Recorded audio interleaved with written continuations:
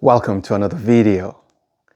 So this is part 4 of our linear transformations series, and I want to quickly address the issues of null spaces. So every linear transformation has a null space. We're going to go through the definitions, and I think I'll take one example just to find the null space, and I hope this explanation is able to help you through the rest of it. It's the same idea every time, no matter how complicated the question comes. Let's get into the video.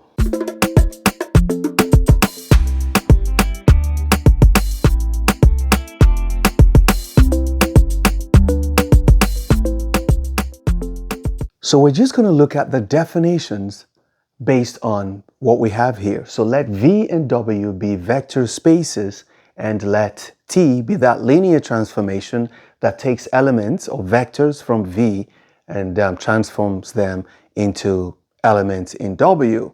So this is the output. This is whatever output you get is here. Whatever input you're using is in V.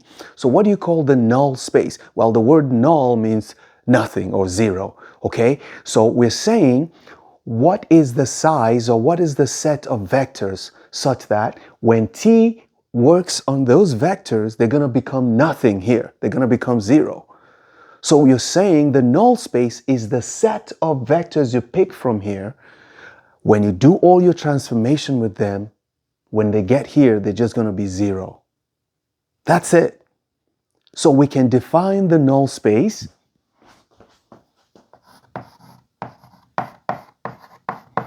The null space, which we write as NT,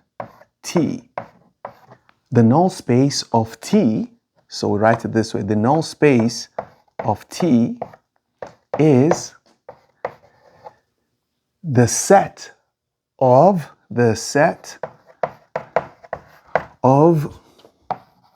all vectors. Let me call it V in big V, this big V here, such that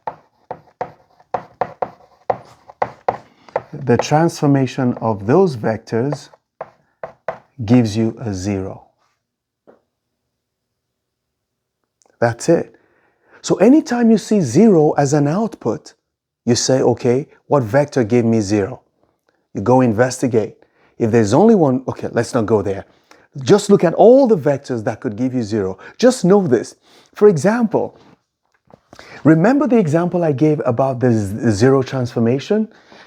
So we have this transformation where whatever you feed into T will become zero. So it doesn't matter what the vector is. If you always get zero, this is the zero transformation. It just puts everything into nothing. You know that every vector that is in V is going to be in the null space. So this is an easy one. What is the null space of the zero transformation? It is basically everything that's in V that's going to become zero, because that's what this guy does. It's like multiplying something by zero. You will always get zero. Everything in V will become zero. So the null space of the zero transformation is all of V. So here, the null space of T, in this case, is all of V. All of V. Okay?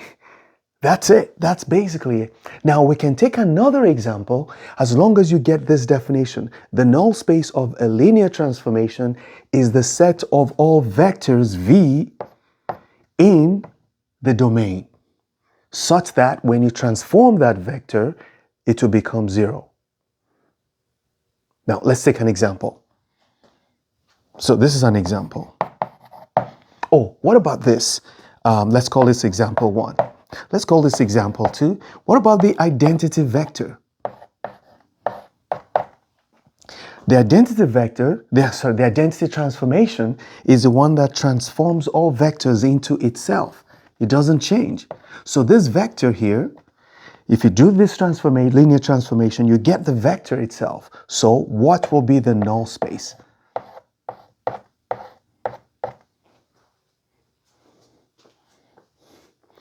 What are all the vectors that when you transform them, using this will give you zero? Well, remember, this guy will only give you what is here. So the only thing that's going to give you a 0 in this transformation is if you are transforming 0. So there's only one element that's going to be in the null space of the identity transformation. So this null space is basically the set of the 0 vector. There's nothing else that can go in here. You can't have any other non-zero vectors if you're dealing with this guy. Okay, now let's take one where we have to play around with numbers and see what we get. Okay, we got an example here.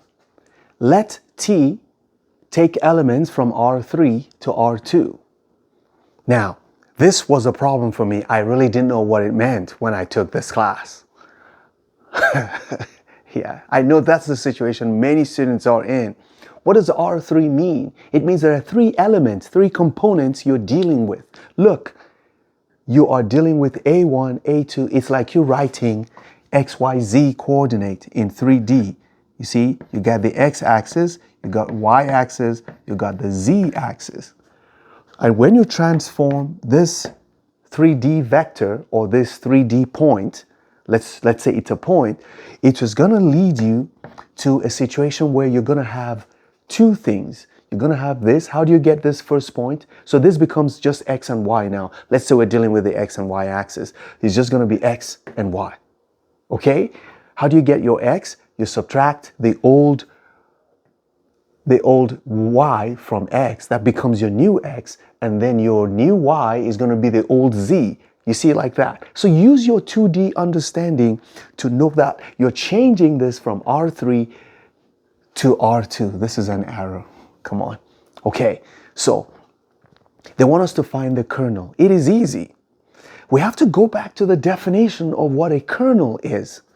Remember, oh, by the way, I didn't tell you the word kernel is the same thing as null space. So it's either they say it is the kernel or it is the null space. So it is either written, and by the way, I had to correct this. So this is the null space of this. The nullity, I think, is the size of the null space. Yes, is the size of the null space. That's what you call the nullity. Let me just put that as a fact here, okay? The dimension of the null space, that is the number of elements you can find in the null space, is the nullity. Let me write it here. Nullity. I think it should be 2 L's, right? Yeah. Okay, if the spelling is not correct, just forgive me and correct it. Now, or I might check it before I end this video. So here we go. This is what you have. I'm just using this to show you that we're going to end up with just some x, y. Let me call it x prime, y prime.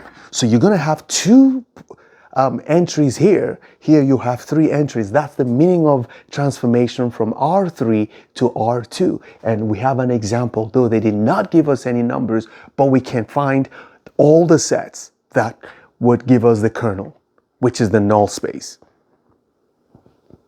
Okay, now we're taking A to be a real number. So let's do this work. So this is how you answer this question. You're going to say, if we pick any value, say if this is in the kernel of T, then, so this is how I would solve it, okay? I am not a pro, I just understand it. If A1, A2, A3 is in the kernel of T, then the transformation of A1, A2, A3 must give you 0, 0. Remember, that's the definition. Let's go back. The null space is the set of all vectors in the domain. These are the domain vectors in R3, such that when you transform those vectors, you're going to get the 0 vector. I like writing 0 here but we know it is the 0 vector, or you can put a V here, whichever you like, okay? I just write 0, but it means the 0 vector. So this is the 0 vector.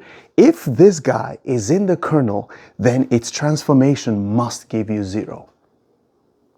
And you, by just comparing, look, wait, how do we get 0?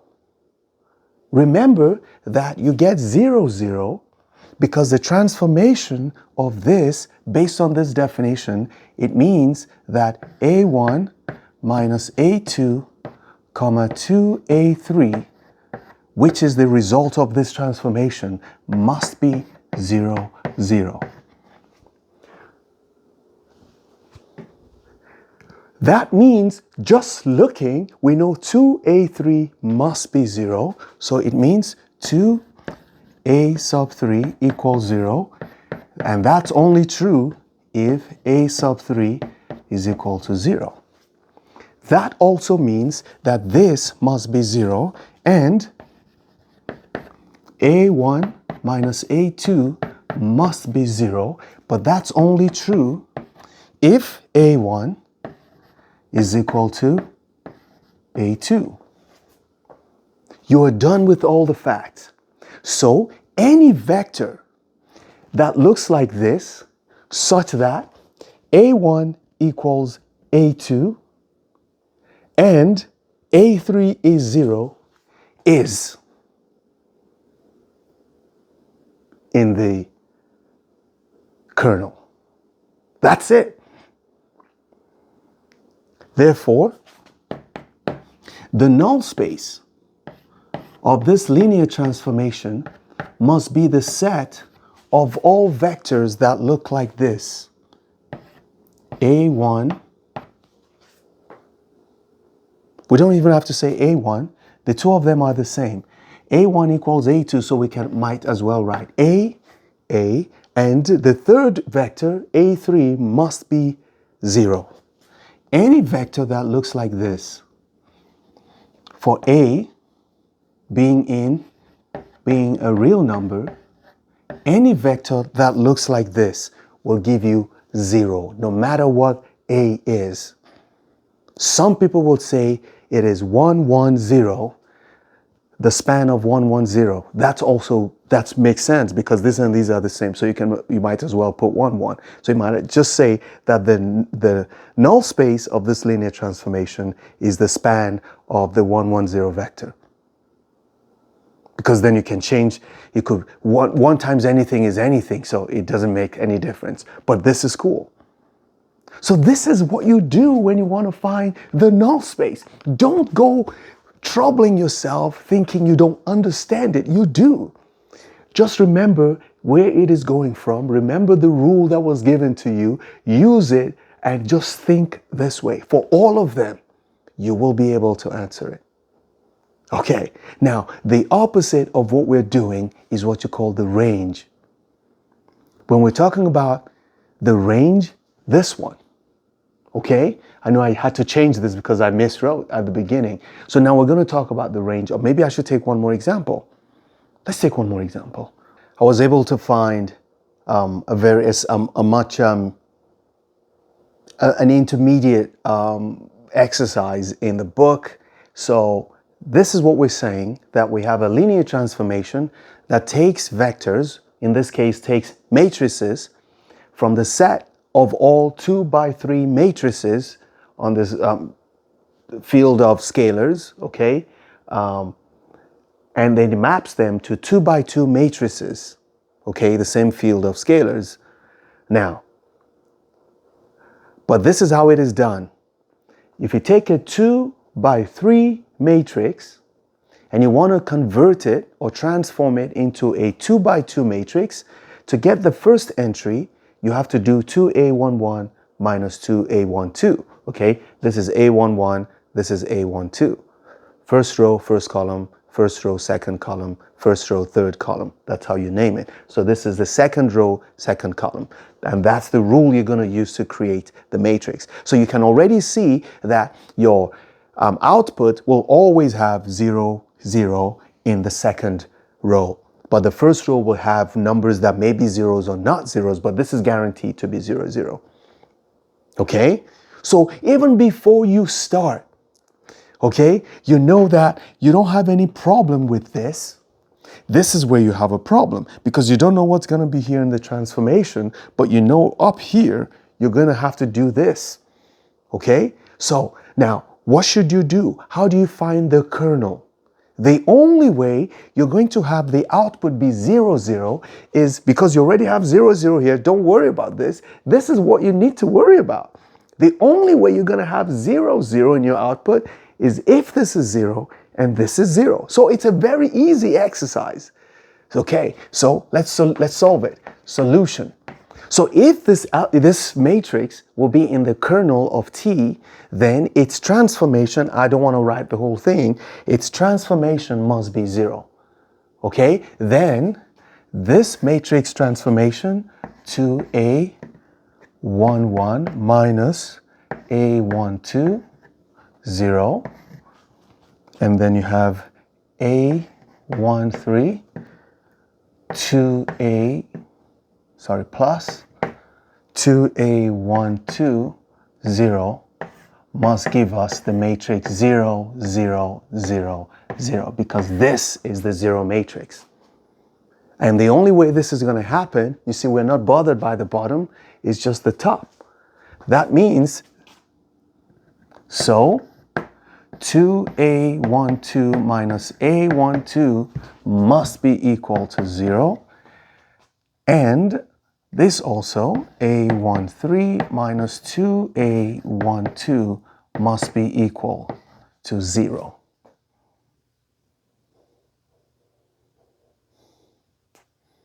What does this mean? This implies that A12 must be I must have written something wrong. A11 to A11 to A11. Okay, so 2A11, 2A12 must be equal to 2A11. Must be 0, and that implies that, is it A12? Yes. Okay, so that implies that A13 is equal to negative 2A12. Negative 2A12. But we already know what A12 is. It is 2A11. So we're going to write it as 2A11. So ultimately we get negative 4A11. So we can write this matrix as A11. Instead of writing A12, we're going to write 2A11. Instead of writing A13, we're going to write negative 4A11, so that ultimately any matrix that has the form that we just discovered is going to be in the null space of T. So we can say that the null space of T, I'm just going to make it small here, will be equal to the set of all matrices that look like this. A11, 2A11, negative 4A11, and then this is going to be A21. A21 can be any number, we don't care, because they always go to 0. You see, it doesn't matter what's in the second row, they become zeros, because we don't need them up here. You can see there's no second row entry that's up here. So we're going to have A22, and then we have A23. Okay, for all A's in whatever field we're dealing with. Okay, just as it was stated. Now, there's something I want to add to this before I go to range.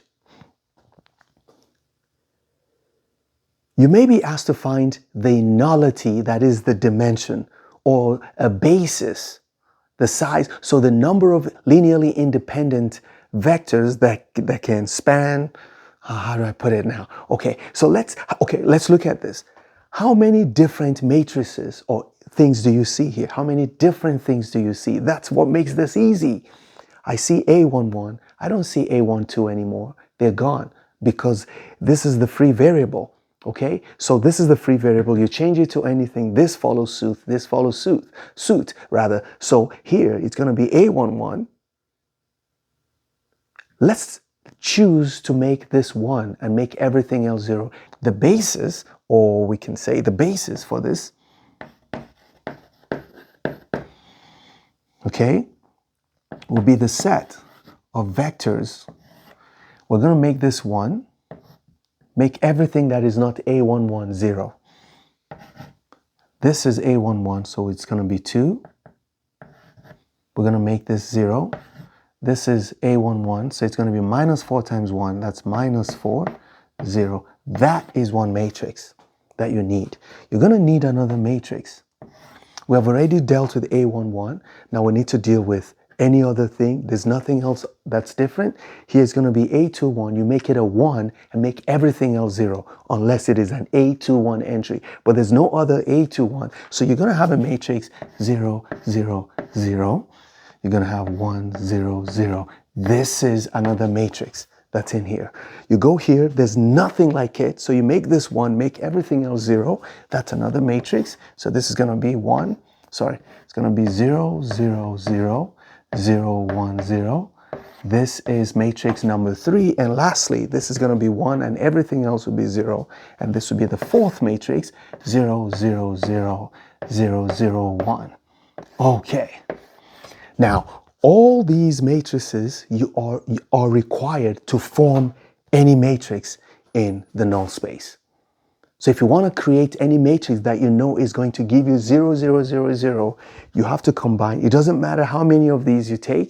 So if you take 20 of this, 5 of this, minus 7 of this, 100 of this, and you form a matrix, what's going to happen is when you transform it, you're going to get 0, 0, 0, 0. So this is the basis for this. And the number of linearly independent matrices that you have in this set is what you call the nullity of the transformation. It is the dimension of the null space. The number of linearly independent vectors or elements in the null space is what you call the nullity of the linear transformation. I think I don't want to make this video too long, so I'm going to suspend range. Range is just like this, but the opposite. Instead of it giving you 0, it gives you something, okay? Okay, let's drag this out from this video. I'll do another one. Never stop learning. Oh, I got to give you homework. So you can just do it, and then I'll leave my answer. I'll post it in the community, so at least you have something to work on. Never stop learning. Those who stop learning, stop living. Bye-bye.